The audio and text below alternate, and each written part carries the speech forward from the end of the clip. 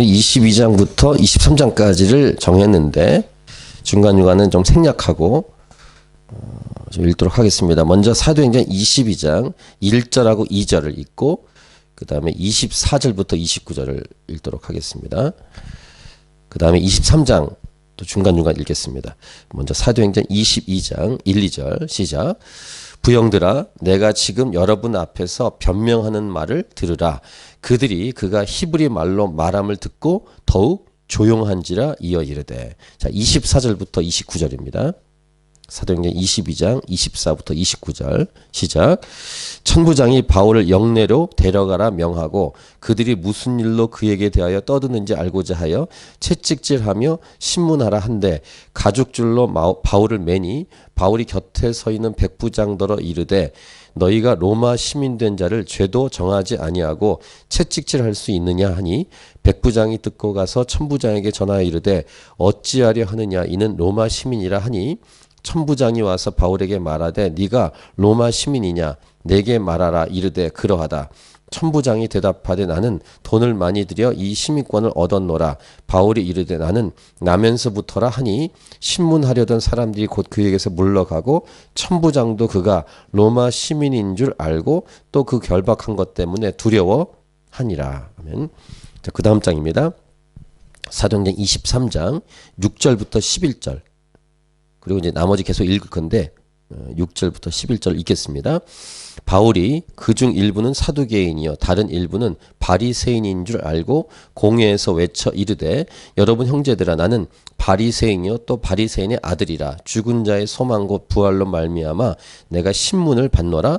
그 말을 한즉 바리새인과 사두개인 사이에 다툼이 생겨 무리가 나누어지니 이는 사두개인은 부활도 없고 천사도 없고 영도 없다 하고 바리새인은 다 있다 함이라. 크게 떠들새 바리새인 편에서 몇 서기관이 일어나 다투어 이르되 우리가 이 사람을 보니 악한 것이 없도다. 혹 영이나 혹 천사가 그에게 말하였으면 어찌하겠느냐 하여 큰 분쟁이 생기니 천부장은 바울이 그들에게 찢겨질까 하여 군인을 명하여 내려가 무리 가운데서 빼앗아 가지고 영내로 들어가라 하니라. 그날 밤에 주께서 바울 곁에 서서 이르시되 담대하라. 네가 예루살렘에서 나의 일을 증언한 것 같이 로마에서도 증언하여야 하리라 하시니라. 네 번째 단락은 12절부터 35절입니다. 12절부터 35절 같이 읽겠습니다.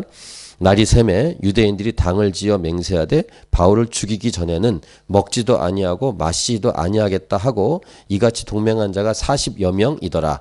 대제사장들과 장로들에게 가서 말하되 우리가 바울을 죽이기 전에는 아무것도 먹지 않기로 굳게 맹세하였으니 이제 너희는 그의 사실을 더 자세히 물어보려는 척하면서 공회와 함께 천부장에게 청하여 바울을 너희에게로 데리고 내려오게 하라.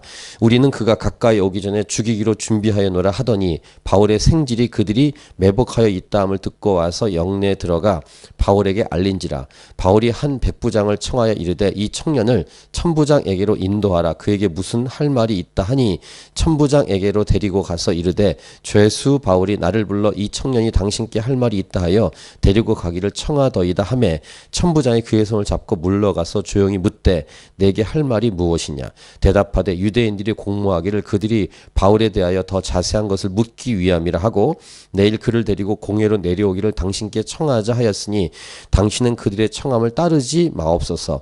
그들 중에서 바울을 죽이기 전에는 먹지도 않고 마시지도 않기로 맹세한 자 40여 명이 그를 죽이려고 숨어서 지금 다 준비하고 당신의 허락만 기다리나이다 하니 이에 천부장이 청년을 보내며 경계하되 이 일을 내게 알렸다고 아무에게도 이르지 말라 하고 백부장 둘을 불러 이르되 밤 제3시에 가이사랴까지 갈 보병 200명과 기병 70명과 창병 200명을 준비하라 하고 또 바울을 태워 총독 벨릭스에게로 무사히 보내기 위하여 짐승을 준비하라 명하여 또 이 아래와 같이 편지하니 일렀으되 글라우디오 루시아는 총독 벨릭스 가깝게 문안하나이다. 이 사람이 유대인들에게 잡혀 죽게 된 것을 내가 로마 사람인 줄 들어 알고 군대를 거느리고 가서 구원하여다가 유대인들이 무슨 일로 그를 고발하는지 알고자 하여 그들의 공회로 데리고 내려갔더니 고발하는 것이 그들의 율법 문제에 관한 것뿐이요 한 가지도 죽이거나 결박할 사유가 없음을 발견하였나이다. 그러나 이 사람을 해하려는 있다고 누가 내게 알려주기로 곧 당신께로 보내며 또 고발하는 사람들도 당신 앞에서 그에 대하여 말하라 하였나이다 하였더라. 보병이 명을 받은 대로 밤에 바울을 데리고 안디바드리에 이르러 이튿날 기병으로 바울을 호송하게 하고 영내로 돌아가니라. 그들이 가이사라에 들어가서 편지를 총독에게 드리고 바울을 그 앞에 세우니 총독이 읽고 바울들어 어느 영지 사람이냐 물어 길리기아 사람인 줄 알고 이르되 너를 고발하는 사람들이 오거든 네 말을 들으리라 하고 헤롯 궁에 그를 지키라 명하니라. 아멘. 지난주의 제목은 사람의 의도대로 되지 않고 오직 하나님의 뜻대로 된다. 이런 제목으로 말씀을 묵상했습니다. 오늘은 하나님의 뜻 안에서 사용하는 인간의 지혜, 이런 제목으로 오늘 말씀을 나누겠습니다.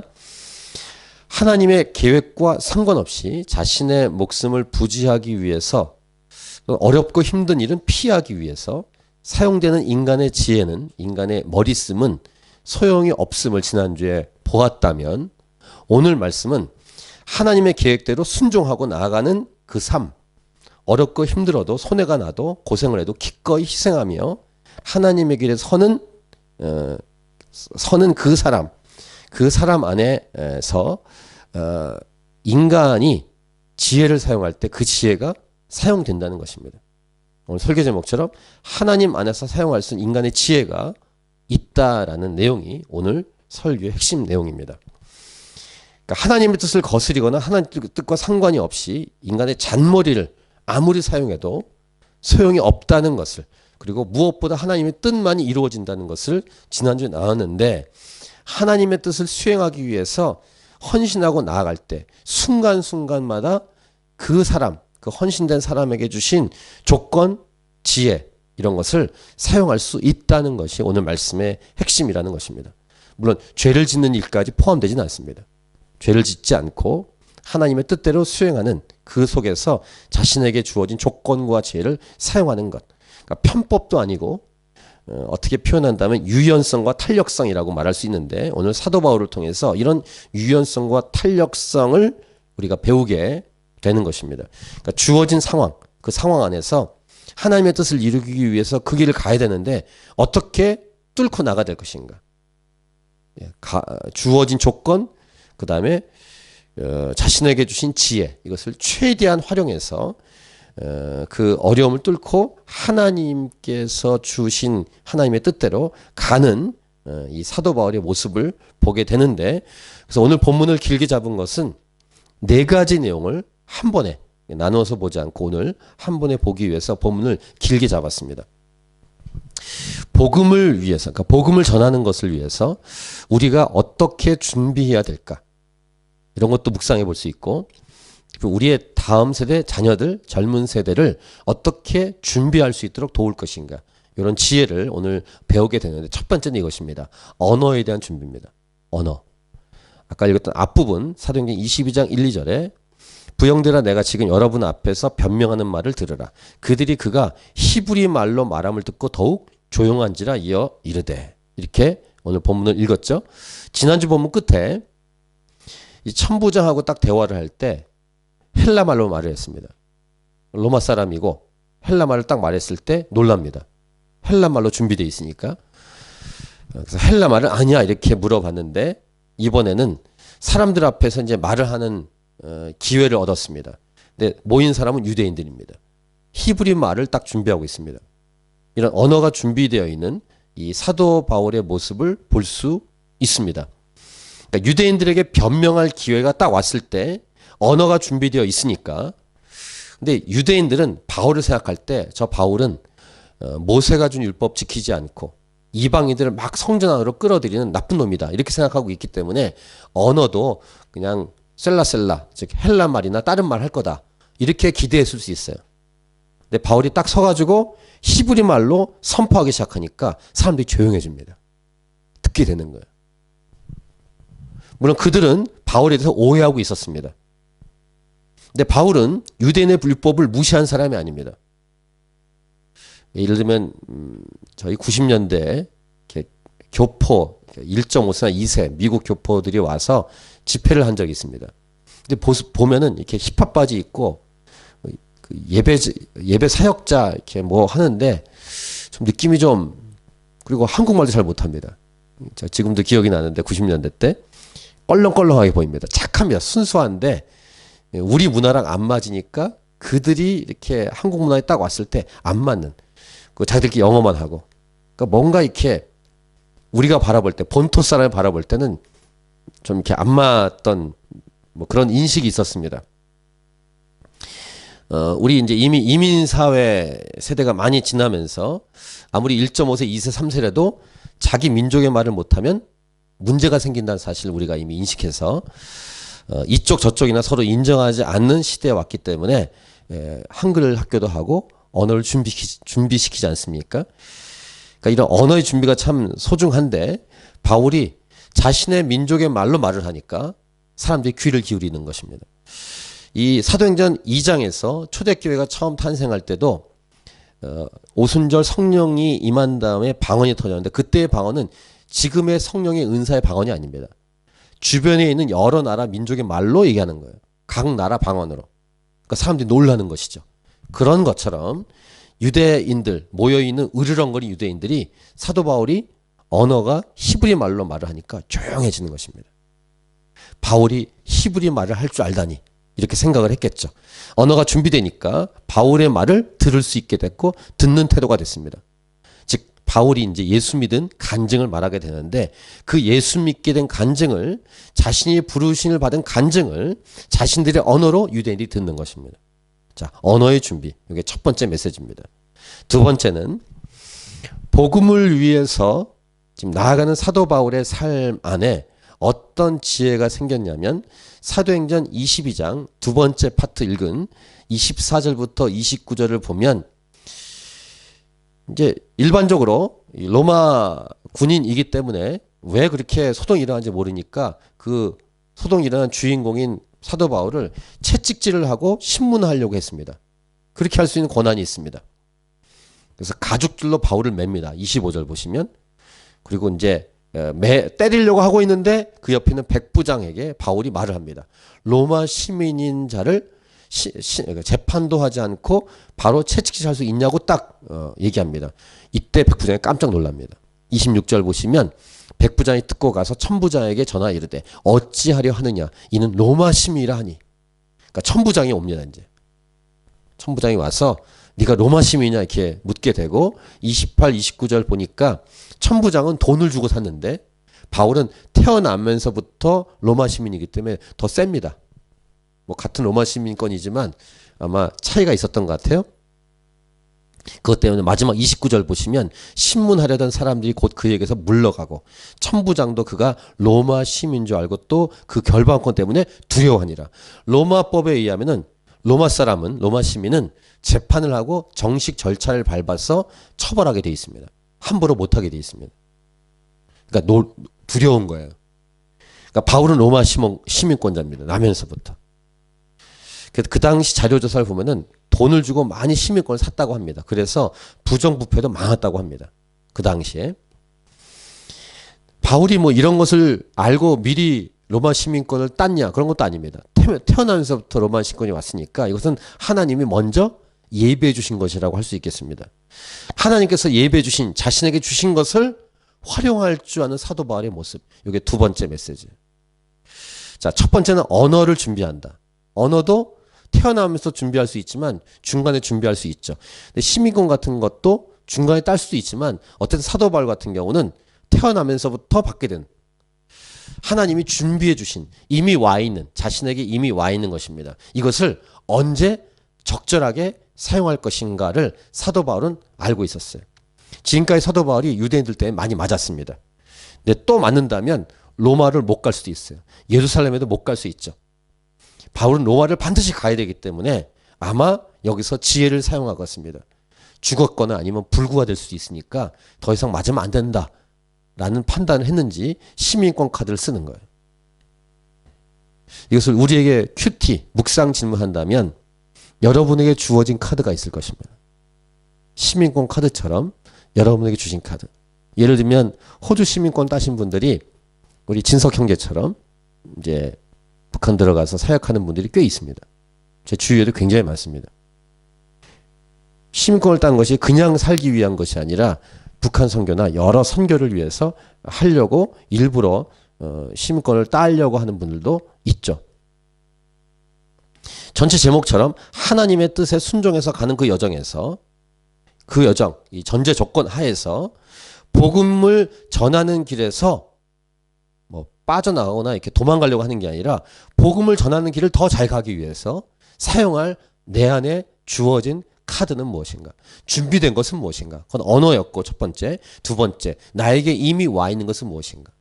이것을 활용하려고 하는 것. 그 지혜가 우리에게 있어야 된다는 것입니다. 과거 이 바울과 바나바가 크게 싸울 때 전도 여행 중에 바나바의 조카가 전도 여행 중에 힘들어서 중간에 돌아갔습니다. 그때 바울이 얼마나 화를 냈습니까?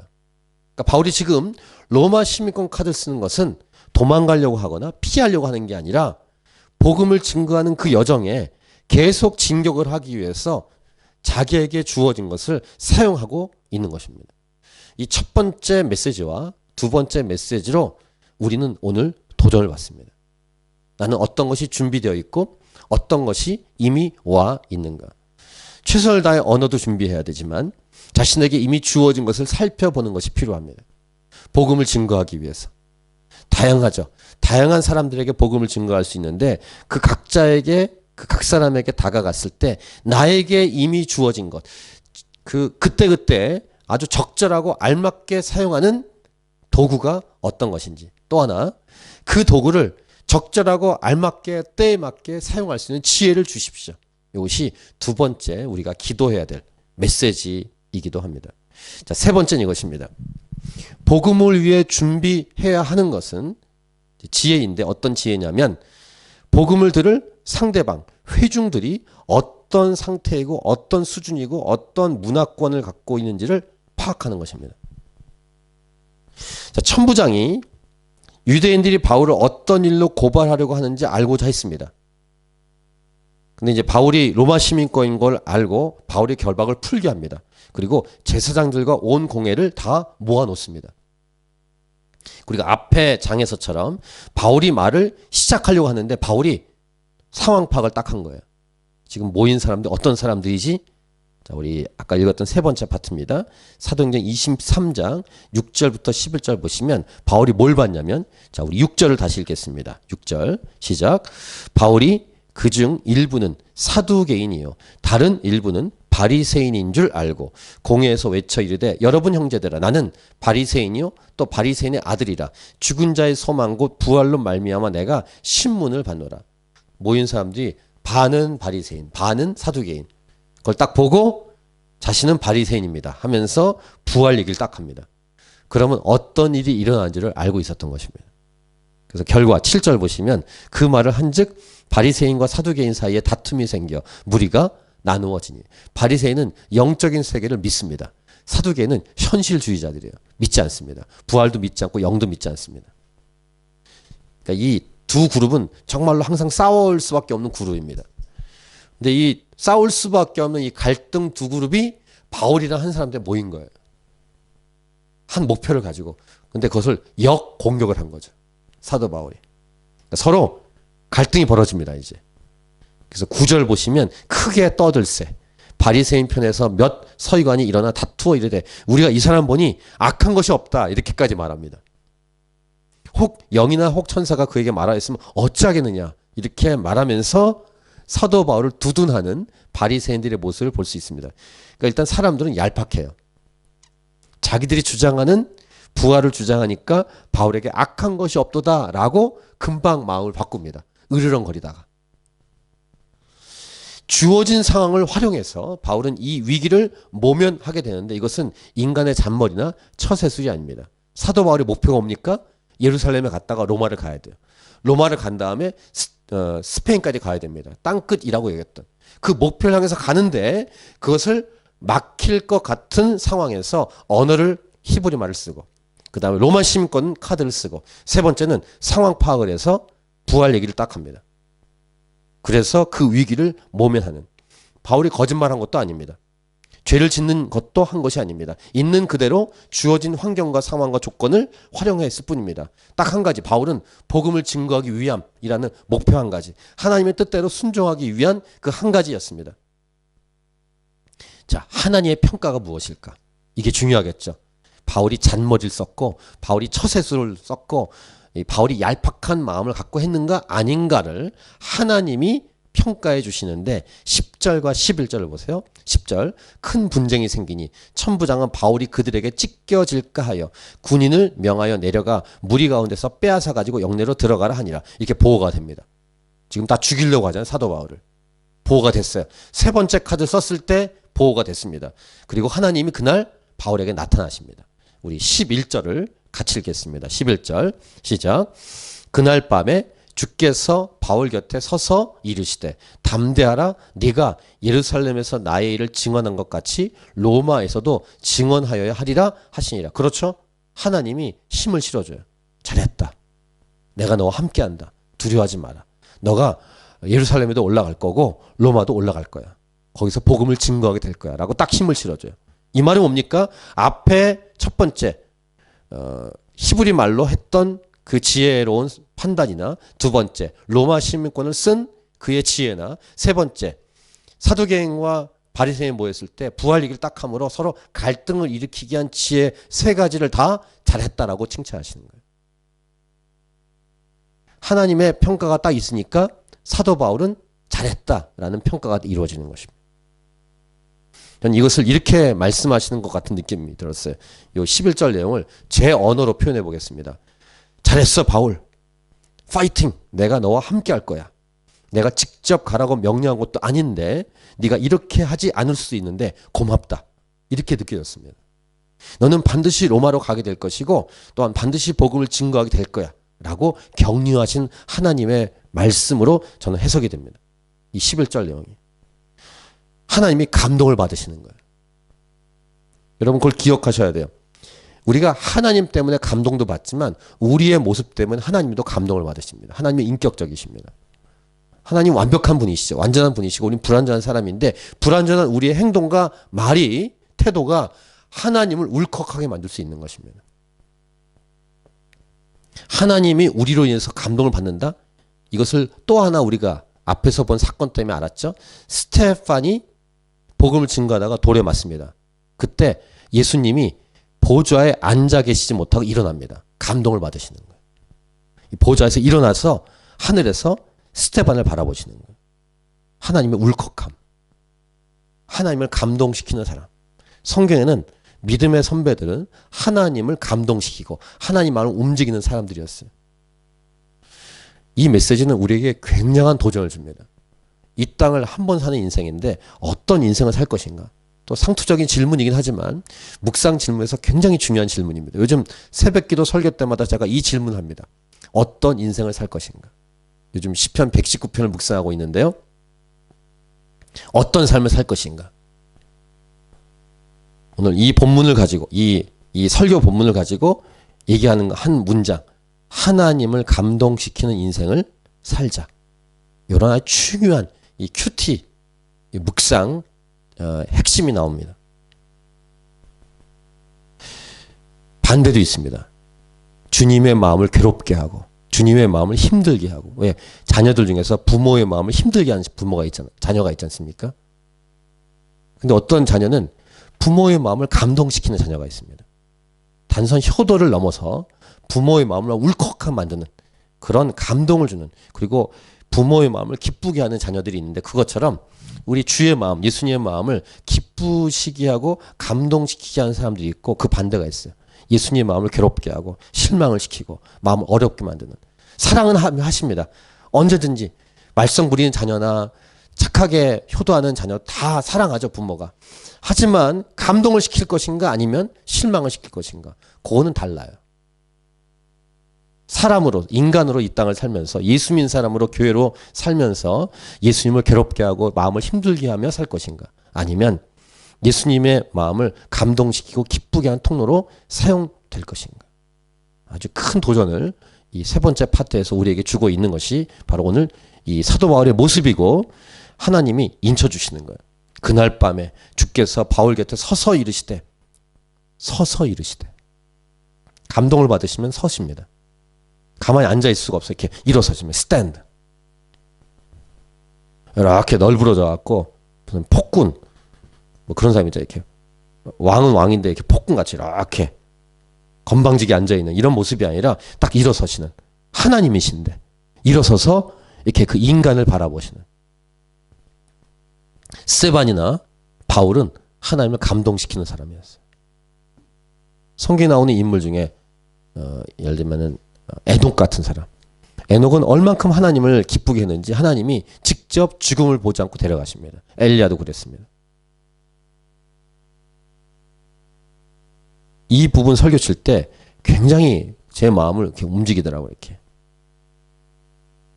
한때 이렇게 뭐 지금도 헌신해서 사역하고 있습니다만 초창기 때 선교단체에 사역했을 때 그때로 내 생각이 이렇게 흘러 들어갔어요.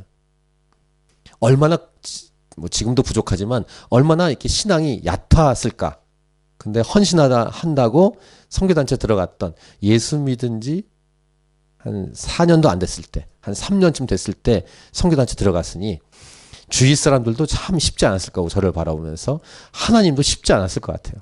근데 그때 저에게 주신 하나님 마음은 고맙다예요. 고맙다. 교회 다닌 지 3년밖에 안 됐는데 예수 믿이 3년밖에 안 됐는데 선교단체 들어와서 이렇게 애쓰다니. 그때로 좀 돌아갔어요. 이 설교 칠 때. 어떤 인생을 살 것인가. 이 질문을 계속 던져보셔야 됩니다. 하나님의 찾으신 교회 성도들은 어떤 삶을 살아가고 있는가. 여러분의 가족들은 어떤 인생을 선택하며 살고 있는가. 오늘도. 오늘 이 하루를 살아갈 때 어떤 선택을 하며 살아왔을까. 예수님을 감동시켰을까 아니면 괴롭게 했을까. 이 엄청난 묵상의 질문이 이 세 번째 파트에서 나옵니다. 이 11절 같은 이 주님의 이 말은 아무나에게 하지 않으십니다. 이렇게 이런 얘기를 아무나에게 할 수 없어요. 감동을 안 시키기 때문에. 혹시 말을 하신다면 제발 좀 말 좀 들어라. 이렇게 하실지 몰라요. 좀 그렇게 살지 마라. 그런 얘기를 듣지 않도록. 자, 네 번째 지혜. 오늘 메시지 네 번째는 뭐냐면 주위에 있는 사람 중에 자신에게 붙여준 사람들을 활용한 지혜예요. 사도행전 23장 오늘 읽은 맨 마지막 파트는 뭐냐면 이런 사람들이 있어요. 12절 보시니까 먹지도 않고 마시지도 않으면서 바울을 죽이겠다. 이렇게 참 쓰잘데없는데 목숨 거는 사람. 그런 사람 있잖아요. 이렇게 그렇게 중요하지 않은데 목숨 걸며 사는 사람. 그런 사람 중에 무리가 40명입니다. 인생을 살면서 한 번 사는 인생인데 아까 앞에서 말한 것처럼 정반대 인생을 사는. 사도 바울을 죽이겠다고 먹지도 마시지 않겠다고 맹세까지 한 사람. 참 얼마나 헛된 헛수고를 하는지. 그런 사람이 40명이에요. 근데 이 스토리, 이 얘기를 마침 바울의 조카가 듣습니다. 하나님의 섭리죠. 그러니까 바울이 이 얘기를 듣고 내일 이렇게 해서 천부장한테 말해서 이렇게 해서 이동 중에 급습해서 죽이자. 이런 작전을 들은, 음모를 들은 이 조카가 이 바울을 지키고 있는 백부장에게 딱 청해서 말합니다. 그래서 이 백부장이 천부장에게 인도하고 천부장에게 통해서 사도 바울과 대화를 하게 합니다. 사도 바울이 그 얘기를 듣고 다시 천부장에게 이 자기 조카를 보내는 이런 흐름으로 가는데 이 바울의 태도를 보면은 바울이 할 수 있는 그 상황에서 최대한 인간적인 노력을 하고 있는 모습을 볼 수 있습니다. 바울이 지금 어디로 가고 있습니까? 하나님의 뜻을 향해 복음을 증거하는 그런 때로 목숨을 다 내놓고 헌신하고 있지 않습니까? 그 속에서 발생한 어려움을 어떻게 할 것인가의 태도를 사도 바울 통해 배우는 것입니다. 처음엔 언어를 사용했고, 두 번째는 로마 시민권을 사용했고, 세 번째는 회중들 모여있는 사람들이 어떤 사람인지 파악했고, 네 번째는 자기에게 찾아온 조카의 이야기를 듣고 조카를 다시 천부장에게 보내는 그런 모습을 보여주고 있습니다. 이 사도 바울의 모습을 생각해 볼 때 혹시 잘못 제가 해석해 볼게 다르게 하나님이 나 지켜주실 거야. 괜찮아. 물러가. 이렇게 조카에게 말하잖아요. 조카에게 가서 천부장한테 말해. 이렇게 최대한 활용하는 모습을 볼 수 있어요. 이것이 네 번째 메시지. 자, 자기만 살겠다고, 자기 원하는 것만 하겠다고 사도 바울이 살아가는 게 아니에요. 사도 바울은 자기 목숨 내놓고 복음을 증거하겠다고 헌신해서 가는 길이에요. 그 중에 어려움이 왔을 때 여러 주어진 카드를 활용하는 모습 중에 네 번째 모습은 주어진 사람, 자에게 붙여준 사람, 보내준 사람을 적극적으로 활용하는 모습을 볼 수 있어요. 이 바울의 조카를 붙여준 분은 하나님이십니다. 조카가 음모를 듣지 못했으면 바울은 죽을 수도 있는 거예요. 그러니까 하나님은 절묘하게 바울의 조카를 보내주셨어요. 근데 바울의 조카를 보내준 하나님의 카드, 하나님 보내준 카드를 저버리거나 포기하거나 잊어버리지 않고 기회를 놓지 않고 딱 잡는 거예요. 그리고 그 조카를 적극 활용해서 그 내용을 전달시킵니다. 자, 천부장이 어떻게 행동하는가? 이렇게 합니다. 22절. 천부장이 청년을 보내며 경계하되 이 일을 내게 알렸다고 아무에게도 말하지 말라. 그다음에 백부장 2명을 딱 불러요. 부하를. 그리고 그 새벽에 밤제 3시 밤 늦은 시간에 가이사랴까지 갈 군인들을 이렇게 활용합니다. 23절 보시면 보병 200명, 기병 70명, 창병 200명 한 사람 이동하는데 총동원시킵니다. 아마 천부장이 이렇게 했던 것은 천부장은 능력과 위치가 있었기 때문이지만 동시에 로마 시민권이라는 말을 들었을 때 두려워했던 마음도 작용했을 거예요. 굉장히 중대한 문제인가 보다 이렇게 생각하면서 이제 이 바울을 태워서 총독으로 보냅니다.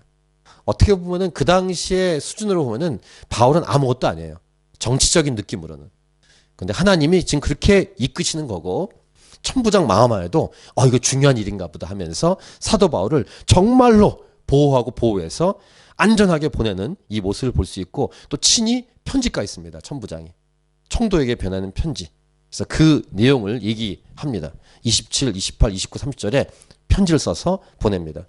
그래서 그 밤에 호위를 받고 여러 명의 군인들이 다 붙어가지고 바울을 데리고 안전하게 호송을 시킵니다.